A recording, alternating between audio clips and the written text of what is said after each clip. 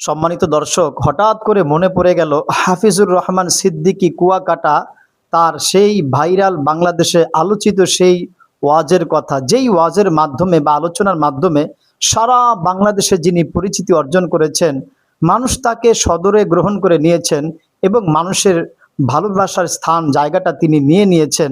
চলুন সেই ওয়াজের আলোচনা একটু অংশ আমরা আজ শুনে নেই। জামালপুরের মুসলমান, আমিও তো একটা মায়ের গর্ভের সন্তান। আমার মা কত ধন্য মা। বয়ানে আসার আগেও মায়ের কাছে দোয়া চাইছিল মা। সারা বাংলাদেশের মানুষ জামালপুরের ওয়াজ শুনতেছে।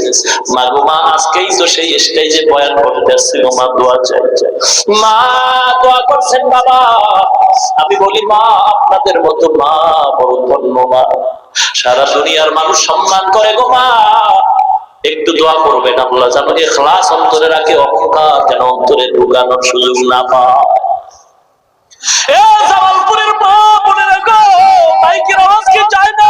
বিন্দু বাবা দিরা গো, মনটা কি চায় না তুমি একজন আলেমের বাবা হইবা, হাফেজে কোরআনের বাবা হইবা?